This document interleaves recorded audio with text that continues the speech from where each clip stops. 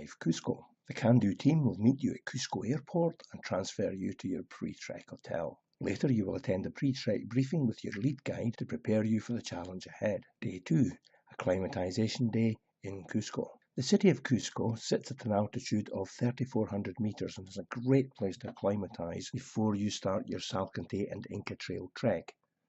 You'll have plenty of time to explore this charming city and soak up the local atmosphere. Day 3. Cusco, Sallqantay, Humante Lake, Salcantay Pampa. We will pick you up early from your hotel for a private transfer to the start of our trek, which will take around 4 hours. Along the way, we will pass through the picturesque towns of Pampa de Anta, Izquichaca, Zurite, and Ancuhuasi. Our journey will take us into the Limatambo Valley and then towards Sallqantay, where we will begin our expedition. At Sallqantay, we will complete the arrangements for our trek and meet our arrieros, or horsemen. We begin by hiking up to Humante Lake, the stunning turquoise lake at the base of the Humante Glacier. We then continue to ascend to our campsite at Salcantay Pampa. From here, we will have great views of the peaks of Tucurwe, Humante, and Salcantay. Day 4, Salcantay Pampa, Pampa Japonesa. Today we leave the main Salcantay trail to skirt around the southern edge of Mount Salcantay. As we gradually ascend to Pampa Japonesa,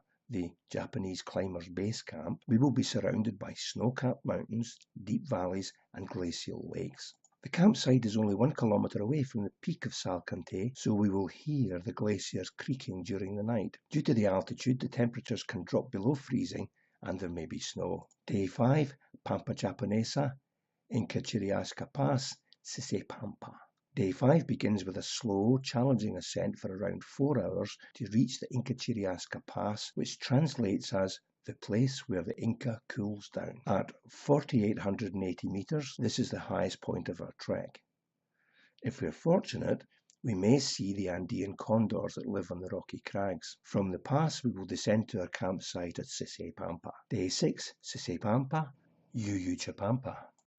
After breakfast, we will hike through the valley to the community of Pampa Kahua. Here, the valley widens, and we will find the Inca Canal, where the Inca harnessed the water from Mount Salcantay to irrigate their crops in the valleys below, and which is still used today by local farmers. At the end of the valley, we will reach our first archaeological site at Pau Carcancha. From here, we will enter the Cusichaca Valley and trek to Vilcabamba, where we will join the Inca Trail. Here, we will say goodbye to our arrieros and hello to our porters, who will be with us until we reach Machu Picchu. After lunch, we will hike for around 3 hours to our campsite at Pampa. Day 7, Pampa, Dead Women's Pass, Patamarca. From Pampa, the path continues less steeply, following an original Inca stone path for 2 hours until we reach the highest point of this section, the Warmewanaska Pass, Dead Woman Pass, at 4,200 meters. This climb is the most difficult part of the Inca Trail. After a short break at the summit, we continue our hike down with a long and steep descent to the river Pacquimayo, where we will have lunch. After lunch, we ascend again towards the Runcarrake Pass